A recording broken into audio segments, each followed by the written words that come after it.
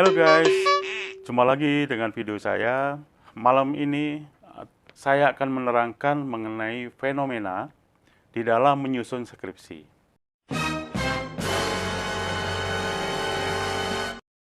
Kemarin kita sudah bahas di video saya yang pertama, bagaimana menyusun melalui mekanisme studi pustaka. Nah, ini kita akan pertemukan, akan kita bandingkan kalau kita menggunakan metode fenomena seperti apa, dan menggunakan cara-cara yang kemarin saya berikan dalam video pertama seperti apa. Tapi sebelum itu, tolong di like dulu dan subscribe supaya dapat informasi selanjutnya. Terima kasih. Apa itu fenomena? Fenomena adalah sebuah latar belakang dari sebuah penelitian atau sesuatu yang ingin atau sesuatu permasalahan yang ingin dicari jawabannya di dalam karya ilmiah yang namanya skripsi. Kalau kemarin saya sampaikan dari cara yang bagaimana kita menentukan judul tapi tidak membuat judul dulu, yaitu melalui studi literatur, studi pustaka, studi penelitian terdahulu.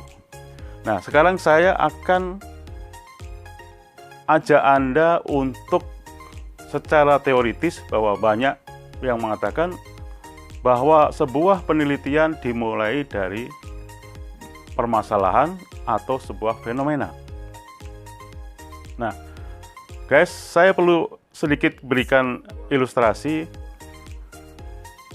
Misalnya kita mendengarkan dalam satu rilis Kementerian Keuangan, misalnya, atau dari TV atau dari radio.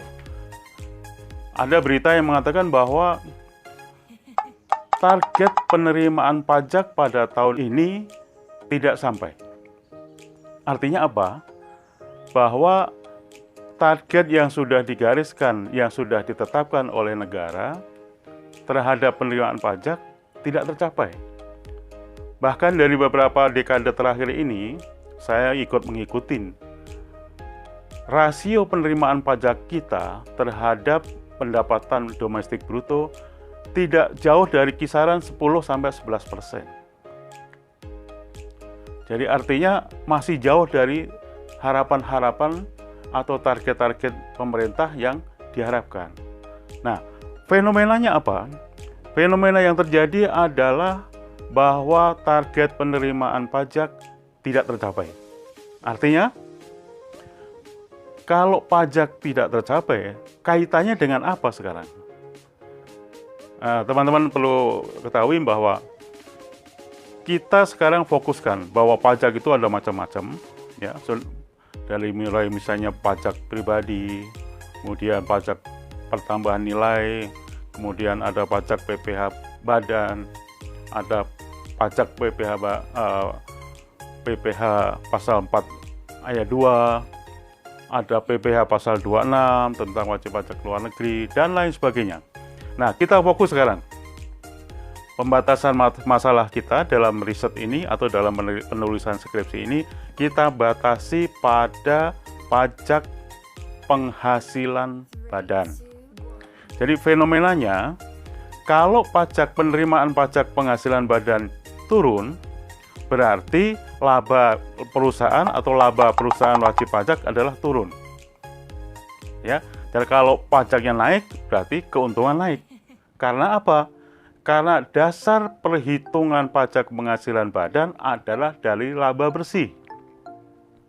Ingat teman-teman, laporan keuangan, ya, ada neraca, ada laporan rugi laba, ada arus kas, ada laporan perubahan entitas, atau laporan perubahan modal.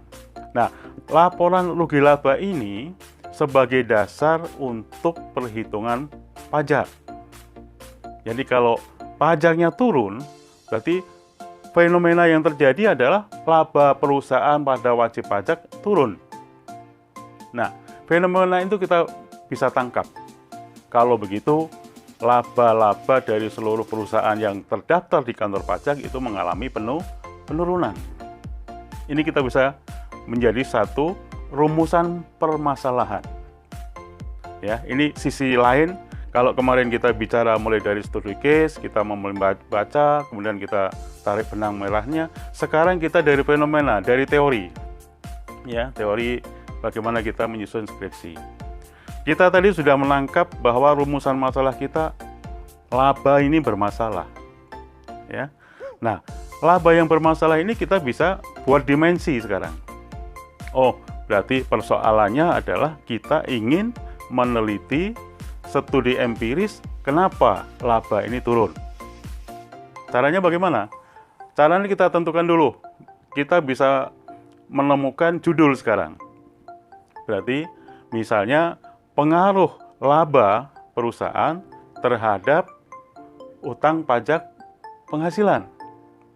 Nah, ini udah jadi satu judul. Kalau kemarin bedanya kita baca dulu 10 jurnal, kemudian kita pilih jurnal yang kira-kira sreg di hati 3. Sekarang kita kembali, kita compare dengan kita berangkat dari fenomena. Dari fenomena kita menemukan masalah. Masalahnya apa? Masalahnya adalah perusahaan-perusahaan wajib pajak mengalami penurunan laba. Ini masalah nih. Karena labanya turun, pajak menjadi turun. Nah, akhirnya kita bisa temukan benang merahnya bahwa pengaruh laba terhadap pajak PPh badan. Ya. Nah, kemudian kita menentukan variabel apa yang akan kita ukur.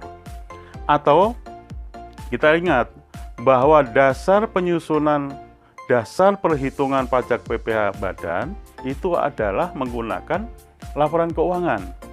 Tapi ingat bahwa laporan keuangan yang dibuat oleh manajemen yang telah diaudit oleh kantor akuntan publik itu adalah laporan keuangan komersial.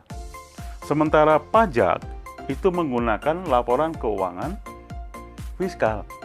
Karena ada apa? Ada perbedaan. Kalau laporan keuangan komersial itu disusun oleh manajemen, tapi kalau untuk laporan perhitungan pajak itu akan harus membuat sebuah koreksi fiskal untuk menjadi sebuah laporan fiskal. Kenapa? Dasarnya adalah bahwa undang-undang pajak tidak mengaksep semua biaya. Itu bisa dibebankan kepada rugi laba. Ingat, kalau beban itu pasti akan mengurangi laba. Labanya berkurang berarti pajaknya berkurang. Nah, Dirjen Pajak sudah mengatur mana-mana biaya yang boleh dibebankan sebagai biaya atau istilahnya adalah deductible expense dan mana-mana biaya yang tidak bisa dibebankan sebagai biaya yaitu non-deductible expense. Dan juga sebaliknya deductible income dan non-deductible income. Jadi contoh misalnya biaya-biaya yang misalnya untuk entertain tamu, misalnya untuk klien, untuk apa, itu adalah termasuk jenis biaya yang tidak bisa diakui oleh pajak atau non-deductible expense. Jadi kita sudah bisa mengembangkan variabel yang akan kita teliti atau dimensi yang akan kita teliti dulu. Kalau tadi untuk menghitung pajak harus membuat laporan keuangan fiskal. Sementara laporan yang dimiliki sekarang ini adalah laporan komersial. Makanya sekarang kita bisa buat satu dimensi yang namanya perbedaan laba akuntansi dan perbedaan laba fiskal. Pengaruhnya terhadap siapa? Pengaruhnya terhadap PPh pajak badan yang terutang. Nah, kita sudah punya judul nih sekarang. Kalau kemarin kita judulnya milih 3, kita sekarang memilih 1. Nanti kita bisa kembangkan judul itu. Misalnya begini, kita udah ketemu, berarti kita sudah memiliki X1-nya adalah laba akuntansi, X2-nya adalah laba fiskal, dan Y-nya adalah pajak penghasilan terutang. Ini sudah menjadi judul. Nah, kemudian kita akan menggunakan proksi atau pengukuran apa dari misalnya dari laba akuntansi, kita proksikan apa, lalu kita ukur dengan apa. Misalnya kita buat variabel akuntansinya adalah laba akrual, yaitu laba bersih sebelum pajak. Dan yang kedua adalah arus kas, misalnya X2-nya. Nah, kemudian untuk laba fiskal, kita bisa menggunakan misalnya perbedaan permanen atau perbedaan temporer, sehingga kita bisa memiliki empat variabel.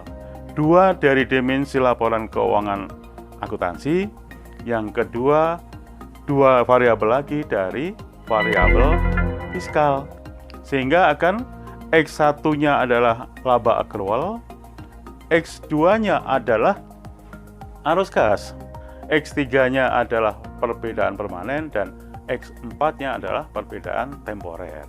Pada Y-nya adalah PPh badan terutang. Nah, ini ketemu satu judul dengan 5 variabel. Variabel X-nya 4 dan variabel Y-nya 1. Misalnya kita akan mengajukan judul, harus diharapkan membuat judul 3 judul misalnya. Sekarang kita ganti misalnya. Kita langsung pada tidak buat dimensi tapi langsung ke variabel. Ya, misalnya variabel laba akuntansi kita ganti. Salah satu misalnya. Bukan menggunakan arus kas, tapi menggunakan apa? Misalnya menggunakan utang. Pengaruh utang terhadap PPh pasal, PPh badan terutang. Karena dalam utang ini ada apa? Ada utang ini ada mengandung bunga. Jadi bunga itu akan mengurangi laba. Laba berkurang berarti pajaknya akan berkurang. Kalau begitu berarti hutang itu secara teoritis akan berpengaruh dengan pembayaran atau pajak penghasilan terutang. Itu sudah menjadi judul yang kedua. Jadi X1-nya adalah utang atau leverage, X2-nya adalah perbedaan permanen, X3-nya adalah perbedaan temporer pada PPh badan terutang. Udah jadi 2 judul. Misalnya kita mau kembangin lagi supaya menjadi 3 judul, masih pada materi yang sama, masih pada fenomena yang sama. Kita sekarang misalnya kita ganti judulnya bukan laba akuntansi tapi perbedaan book tax difference, ya. Teman-teman semuanya ketahui bahwa book tax difference itu adalah perbedaan antara laba akuntansi dan laba fiskal. Jadi judulnya yang ketiga adalah perbedaan book tax difference terhadap PPh badan terutang. Jadi sama-sama kita memiliki 3 judul. Menggunakan jalur yang kemarin kita membaca dulu dapat 3 judul, menggunakan fenomena dan rumusan masalah kita juga dapat 3 judul. Nah, soal nanti kita mau main-main di variabel, teman-teman bisa variabelnya ditambahin misalnya. Tidak hanya leverage yang punya pengaruh sama pajak misalnya, biaya gaji misalnya. Ya, ini juga bisa, atau depresiasi. Ya.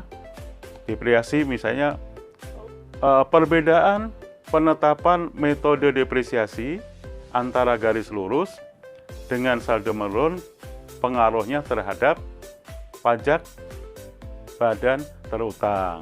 Itu biasanya menjadi 4 judul. Jadi teman-teman semuanya, sebenarnya kalau kita memahami, tidak ada sesuatu yang sulit. Bahkan sampai harus kita menunda perkawinan gara-gara skripsinya belum selesai. Saya rasa ini solusi yang paling baik. Teman-teman semua bisa coba supaya kita tidak buta banget tentang teorinya. Jadi menggunakan cara yang pertama kemarin, kita juga harus ketahui dengan cara menggunakan cara secara teoritis yang diajarkan di bangku kuliah. Toh sama-sama juga menghasilkan hasil yang sama. Jadi lewat jalur sini bisa, lewat jalur fenomena bisa. Cuman pengalaman banyak teman-teman dan saya juga memang untuk mendeteksi fenomena atau menemukan fenomena itu memang perlu kejelian dan perlu pemahaman yang cukup. Saya rasa referensi mungkin buku-buku literatur dan lain sebagainya. Satu contoh sekarang misalnya di masa pandemi COVID-19 itu pasti akan ada pengaruh terhadap industri-industri di Indonesia. Misalnya kita buat judul yang up to date nih, yang aktual, yang real sekarang ini. Bisa juga, misalnya kita membuat pengaruh pandemi COVID-19 terhadap penerimaan PPh badan misalnya.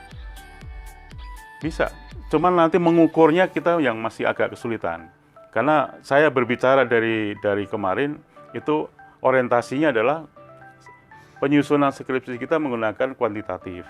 Ya, rata-rata kalau jurusan akuntansi kita menggunakan kuantitatif. Tapi kalau memang ingin membuat judul yang up to date, misalnya pengaruhnya COVID terhadap pajak PPh badan, bisa-bisa saja nanti menggunakan mixed method namanya. Yang satu menggunakan angka-angka di SPT, misalnya pajaknya, yang satu menggunakan kuesioner. Jadi sekarang sudah ada yang menggunakan mixed method, ya, dengan satunya menggunakan kuesioner, yang satunya menggunakan data kuantitatif atau data sekunder, yaitu dari laporan pajak atau laporan keuangan. Jadi itu teman-teman yang ingin saya ulas tuntas pada hari ini. Jadi menggunakan jalur fenomena kita juga bisa menggunakan jalur yang kemarin kita praktek langsung dan membaca penelitian terdahulu untuk mencari judul, semuanya juga bisa. Nah, nanti di video saya selanjutnya akan saya bahas mulai masuk ke bab 1. Karena kita judul sudah, fenomena sudah, rumusan masalah sudah, kemudian kita grand teori kemarin saya singgung, applicable teori, nanti akan kita bahas ketika kita membahas di video berikutnya. Tolong jangan lupa like dan subscribe. Sampai jumpa. Assalamualaikum warahmatullahi wabarakatuh.